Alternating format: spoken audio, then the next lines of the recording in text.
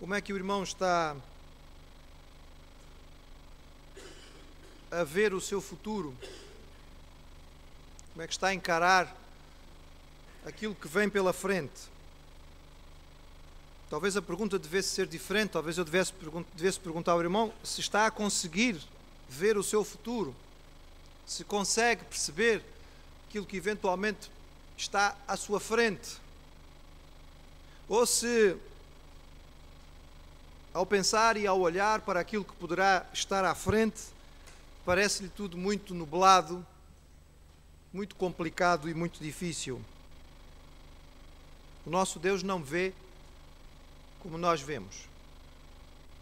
Isso é o que a Bíblia nos diz. Um dos textos mais famosos a respeito disto é aquele episódio em que um homem de Deus, já maduro, já idoso, com uma experiência de vida extraordinária de andar com o Senhor, de ouvir a voz de Deus de forma direta e audível, porque nos tempos do Antigo Testamento é enviado por Deus à casa de Jessé, na pequena cidade de Belém, e é-lhe dito: vai lá e vais ungir um dos seus filhos para ser o novo rei de Israel. E quando ele chega lá, e aparece-lhe o filho mais velho, Eliabe, alto, bonito, ombros largos, músculos bem desenvolvidos, um olhar altivo, com aspecto de orgulho. Imediatamente no coração de Samuel ele pensou: ó Senhor, eis diante de ti o novo rei para o teu povo. E imediatamente o Espírito do Senhor corrigiu a Samuel e disse: Samuel, o Senhor não vê como o homem vê. O homem vê apenas aquilo que está diante dos seus olhos, mas Deus vê o coração. O que para nós, irmãos, muitas vezes é o fim do caminho, para o Senhor é apenas mais uma estação. É só mais uma paragem na estrada. O que às vezes nós olhamos e vemos uma grande montanha, o Senhor apenas olha e vê a oportunidade para mais um túnel que nós vamos poder ultrapassar. Às vezes olhamos e vemos um abismo, mas o Senhor olha a possibilidade de uma ponte para que cheguemos do outro lado. Um dos textos mais marcantes a respeito desta verdade, irmãos, está na profecia de Isaías, no capítulo 55. Vou convidar os irmãos para abrirem as suas Bíblias. Isaías 55. Isaías viveu em tempos difíceis. Parece que sempre que falamos de alguém do passado, dizemos que viveu em tempos difíceis, não é? Mas realmente eram. Havia uma grande nação, um grande império que se levantava no tempo de Isaías, e a Assíria, com a sua capital em Nínive, ameaçava destruir todos os povos mais próximos. E o reino de Judá era um reino pequenino, sem grandes capacidades de fazer frente. Aqueles que olhavam para o futuro, fazendo análises políticas e tentando compreender o que podia acontecer, olhavam para a força das tropas assírias e todos os povos que tinham sido derrotados por eles e pensavam: nós não somos nada, não há qualquer chance de nós sobrevivermos, nós certamente vamos ser esmagados. Mas o Senhor falava a respeito de futuro, o Senhor falava a respeito de bênção, o Senhor falava a respeito de vitória. E a certa altura, neste capítulo 55, ele diz, porque falava de algo tão diferente. No versículo 8, no capítulo 55 de Isaías, Deus disse através do seu servo: porque os meus pensamentos não são os vossos pensamentos, nem os vossos caminhos, os meus caminhos, diz o Senhor.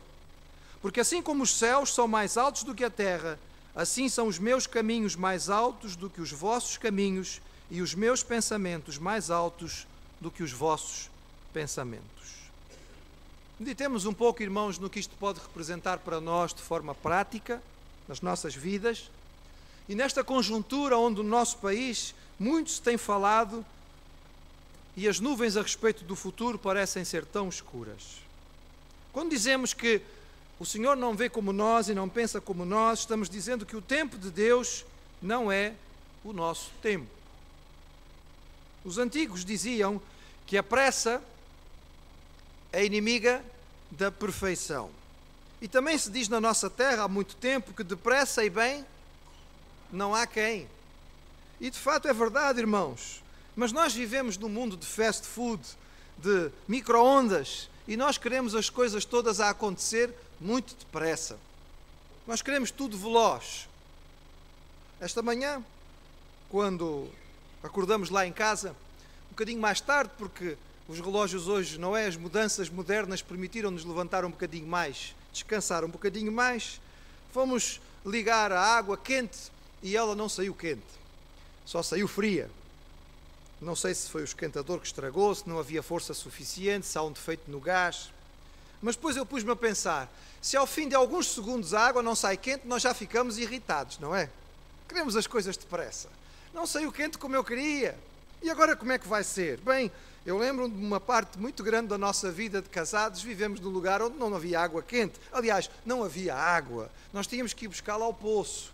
E se quiséssemos aquecê-la, tínhamos que acender um fogareiro de carvão, para depois então pôr água a aquecer, para depois então misturar com a água fria. Ou então, já que estávamos em África, fazíamos assim, irmãos. Logo de manhã, nós enchíamos os baldes e colocávamos num lugar que ficasse exposto ao sol. Então, no fim da tarde, quando chegávamos do trabalho, a água estava quentinha, mas tinha levado 8 a 10 horas a aquecer. Hoje em dia, não. Nós queremos tudo depressa. Mas, irmãos, o tempo de Deus não é o nosso tempo. Moisés esperou 80 anos para servir ao Senhor. Na idade em que muitos achavam que provavelmente a única coisa que ele devia procurar era repouso e descanso, foi nessa idade que o Senhor chegou junto dele e disse: Moisés, agora chegou a hora, agora é o momento. Tens esta idade, mas não vais ficar a descansar. Eu tenho uma pequenina tarefa para ti. Vais libertar o povo inteiro de Israel do domínio da maior nação e da mais poderosa que existe no mundo, que é o Egito. Oh, irmãos, o tempo de Deus não é o nosso tempo. Certamente que na nossa mentalidade, quando Moisés era jovem e tentou ajudar o seu povo, essa era a hora. Mas ele não estava preparado. Dizem alguns que durante 40 anos Moisés pensou que era alguém. Descobriu que não era. Levou mais 40 anos descobrindo que não era ninguém. Então Deus o chamou. E ele passou 40 anos descobrindo o que Deus podia fazer com o ninguém. O tempo de Deus não é o nosso tempo. O povo esperou durante 400 anos pela libertação da escravatura no Egito. Jesus veio séculos após a promessa. E quantos já tinham desistido de esperar? Porque simplesmente viam as gerações passando e diziam: isto nunca vai acontecer. O tempo da espera, irmãos, é o tempo da fé, é o tempo da confiança. O tempo que o irmão espera é o tempo de permitir que Deus haja no seu coração e lhe dê a paz que ultrapassa o entendimento. Nem tudo na nossa vida é captado pelo nosso raciocínio. Há coisas que a nossa mente, puramente humana, que faz parte daquilo que é a nossa humanidade propriamente dita, não chega lá. É através do Espírito do Senhor que vem uma paz que vai além daquilo que está na nossa alma. Nós precisamos entender o tempo de Deus para não fazer antes dele mandar e para não deixar de fazer quando ele ordena.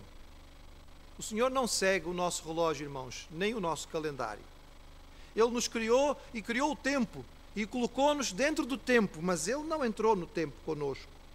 E do lado de fora, ele continua sendo soberano. O tempo de Deus não é o nosso tempo. Mas a palavra diz que o caminho de Deus não é o nosso caminho.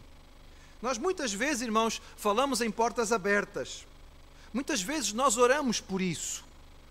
Eu ouço muitas vezes, não é? Nós rogarmos ao Senhor que possa abrir portas. Há até uma organização missionária de grande valor, que faz um grande trabalho e que chama-se Portas Abertas. Mas sabe, irmãos, às vezes eu acho que nós sobrevalorizamos as portas abertas. Deus age aonde Ele quer. E por vezes, irmãos, Ele age através de portas fechadas. Quando Deus tirou o povo do Egito, os irmãos se lembram? Havia muitas possibilidades de caminho e Deus podia ter escolhido um caminho mais fácil, mas Deus levou o seu povo até ele ficar encurralado. Na frente, o Mar Vermelho. atrás os exércitos do Egito. Era hora de dizer: bem, Senhor, escolheste mau caminho. Senhor, desculpe lá, eu sei que o seu caminho não é igual ao nosso, mas desta vez o Senhor enganou-se, né? O GPS do céu deve ter errado. Então pôs-nos agora numa situação destas: montanhas à esquerda, montanhas à direita, um mar à frente e um exército atrás. Ó Senhor, daqui não há saída.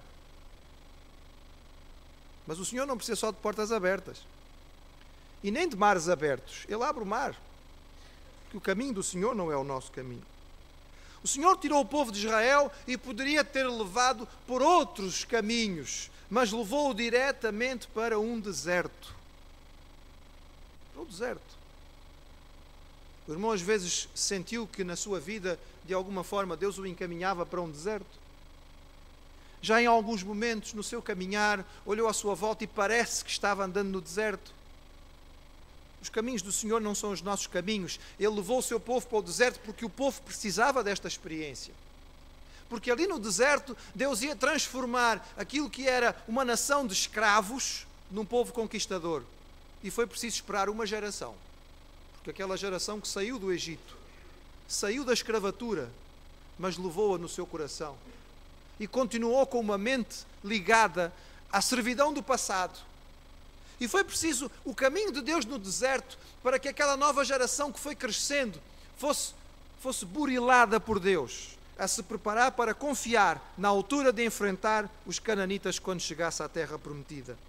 São tantos os episódios bíblicos, irmãos, mas para citar um do Novo Testamento, para não dizer que só citamos o Antigo, Filipe, o diácono, estava em meio a um grande avivamento. Deus o levou para Samaria e ali ele começou a pregar e a fazer milagres. Sim, ele não era um apóstolo, irmãos, era um diácono. Mas Deus o usou para fazer coisas poderosas em Samaria e as pessoas estavam-se a converter às multidões. Então Deus chamou Filipe e disse assim: Filipe, vai para o caminho do deserto. E eu muitas vezes quando leio esse texto, irmãos, fico pensando em Filipe e fico pensando em nós, e eu acho que Filipe, naquela altura, o texto bíblico não diz isto, isto é especulação minha. Mas se ele era humano como nós, eu fico pensando, ele deve ter, de alguma maneira, questionado. Ó Senhor, para o deserto? Mas Senhor, isto... Ó Senhor, vamos lá ver se não houve engano aí, não é? Às vezes... há erro no computador. Há dois Filipes, Senhor. Há um Filipe que é apóstolo. Eu sou o Filipe diácono. Se calhar a ordem era para o outro Filipe. Senhor, eu estou no meio de um avivamento. As pessoas estão-se a converter aqui aos montes. Senhor, quer que eu vá para o deserto? Vá para o deserto, Filipe. Vai para o caminho do deserto. E ele foi, irmãos. Ele foi. E ali no deserto, que certamente não seria um caminho que ele teria escolhido, ele encontrou um homem apenas. Era um ministro de Estado da rainha da Etiópia e que voltava para a sua terra. E ele aproximou-se daquele homem, pregou-lhe o Evangelho, aquele homem se converteu. Aquilo é que foi depressa, não é, irmãos? Foi conversão e treinamento para o batismo, tudo em poucas horas. Desceram do carro, ele foi batizado e voltou para a Etiópia. Irmãos, até hoje a Etiópia é um país de base cristã. Passados 2000 anos. A Etiópia foi um dos poucos países daquela zona da África que resistiu ao domínio e à conquista dos muçulmanos. Porque começou com um cristão, com alguém que aprendeu a ler a Bíblia e a valorizar a palavra. E foi um dos primeiros lugares do mundo onde a palavra foi traduzida para a língua do povo. E quando chegou o islamismo, os cristãos etíopes tinham a Bíblia na sua língua e ficaram firmes e resistiram, enquanto todo o norte da África caiu. O caminho do Senhor não é o nosso caminho. E às vezes Ele pode nos mostrar um local que parece-nos estranho. O lugar do Senhor nem sempre é o lugar que nós escolheríamos, irmãos. Nós temos às vezes a noção de pensar quais são os lugares certos. Jesus nasceu em Belém, não em Jerusalém. Até os magos que vieram do Oriente, apesar de serem homens extremamente sábios, eles chegaram e foram direto a Jerusalém. Onde é que nascem os príncipes?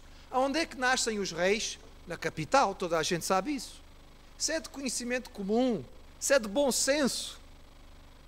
Mas Jesus não nasceu em Jerusalém, irmãos. Nasceu em Belém. E Jesus foi criado em Nazaré e não em Roma.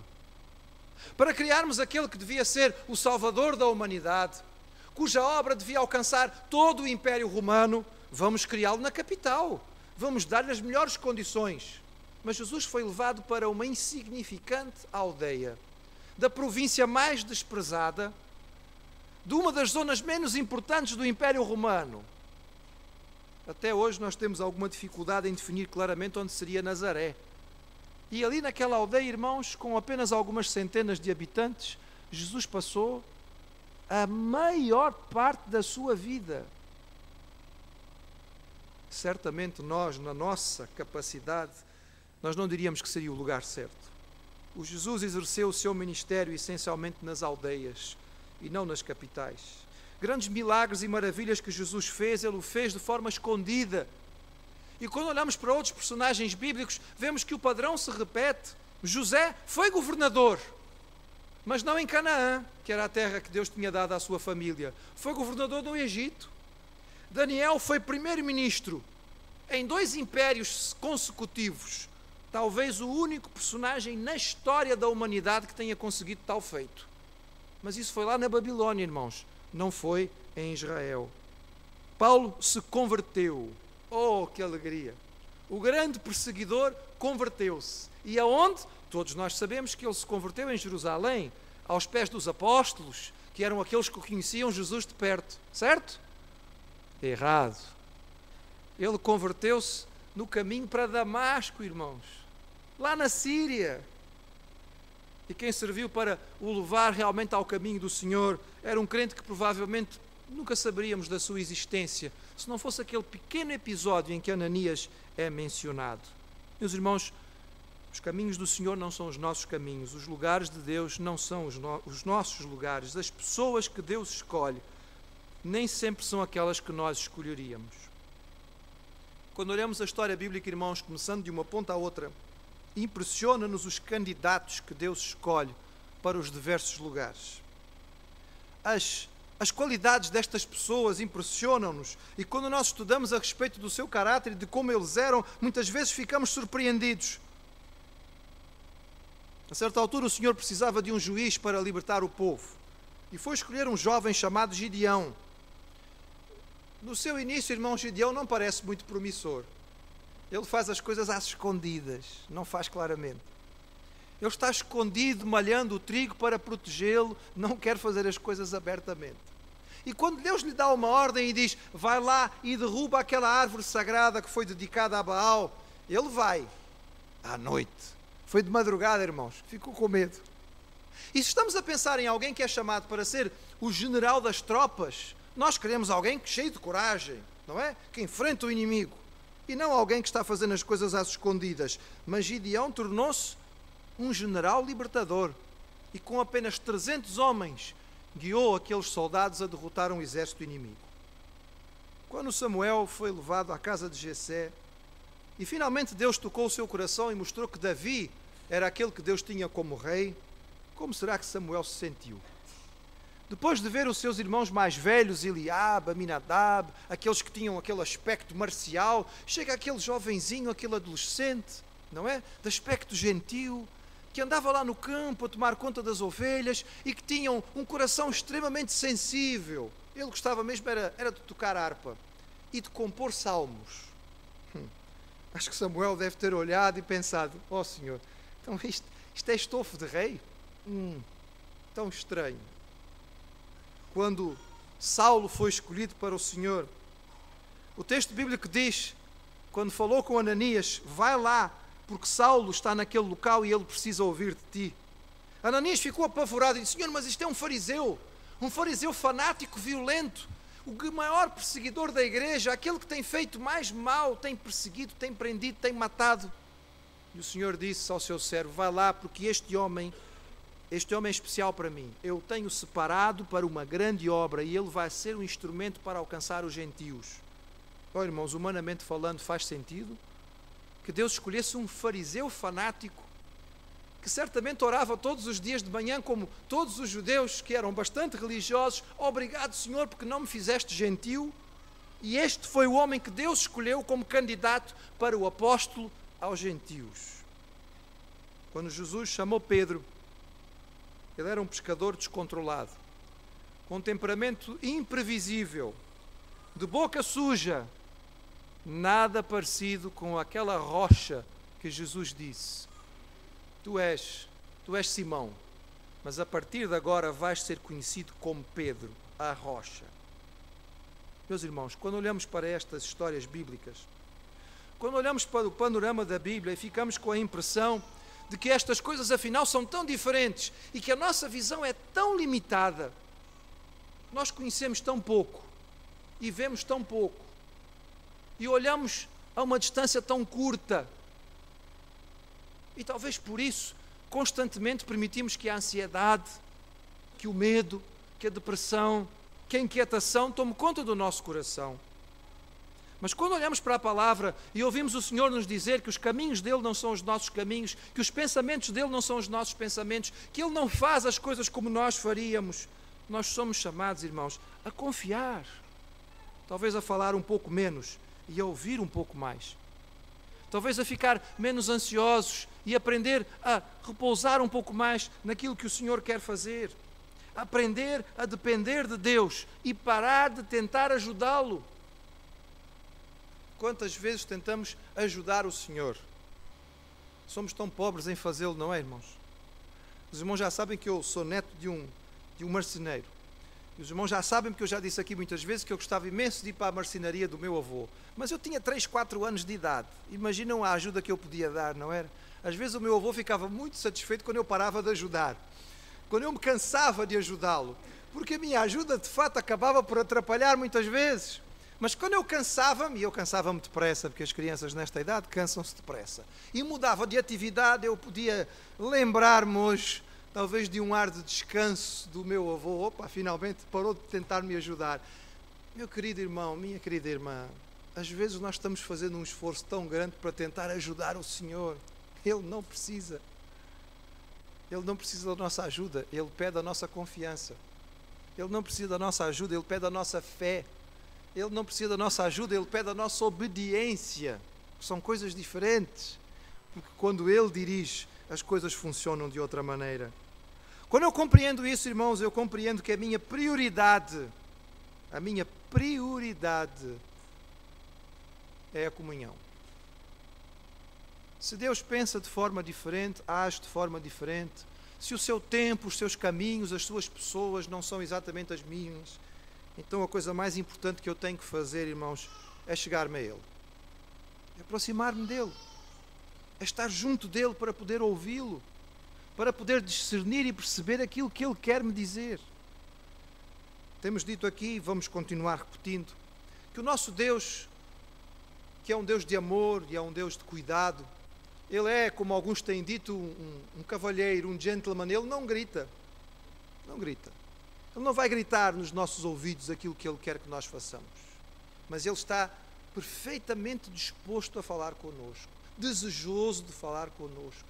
Não fosse assim, irmãos, Ele não nos teria dado 66 livros que compõem esta biblioteca, para com ela nós podermos entender quem Ele é, conhecermos a sua vontade.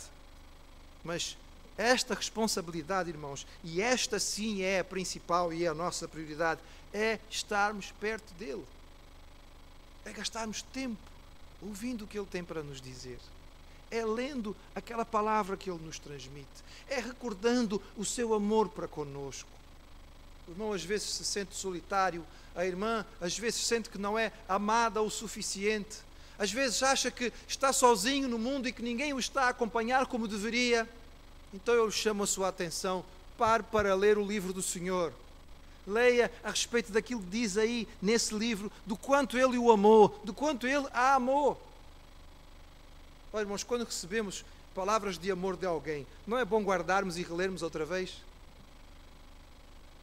Eu carregava as cartas da minha namorada sempre comigo, irmãos. Ia para a faculdade no comboio e às vezes longe da família, distante de casa, sem grandes amizades por perto, um temperamento bastante introvertido, era o meu contentamento, era muitas vezes aquilo que trazia a alegria ao meu coração, era ler outra vez de alguém que dizia: eu te amo. Você encontra na Bíblia centenas de páginas nas quais o Deus Supremo, Criador dos céus e da terra, lhe diz: eu te amo. Eu quero que andes comigo. Se você não tem ainda essa experiência, se ainda não percebeu esse amor, eu lhe digo esta manhã que este amor foi tão grande que deu Jesus para que Ele morresse, para que aquilo que nos separa de Deus pudesse ser apagado e retirado. Que aquelas coisas que nós sabemos que são entrave no nosso coração, começando pela nossa falta de interesse em Deus, pudesse ser retirado e nós pudéssemos ter esta amizade, este caminhar com Ele no dia a dia. Se você ainda não tem esta experiência na sua vida, então hoje fale com Deus, fale com as suas próprias palavras, diga a Ele aquilo que está no seu coração, diga a Ele que você quer receber esta salvação que é oferecida em Jesus, peça a Ele que o perdoe de uma vida que tem sido afastada e desinteressada nele, e diga sinceramente: eu quero experimentar o teu amor, eu preciso experimentar o teu amor. Os meus pensamentos não são os vossos pensamentos, nem os vossos caminhos os meus caminhos, diz o Senhor, porque assim como os céus são mais altos do que a terra, assim são os meus caminhos mais altos do que os vossos caminhos e os meus pensamentos mais altos do que os vossos pensamentos. Deixe que aquilo que vem do Espírito Santo de Deus possa chegar ao seu coração e devolver à sua vida a paz, a alegria, a perspectiva, a esperança que só Deus pode trazer às nossas vidas. Amém.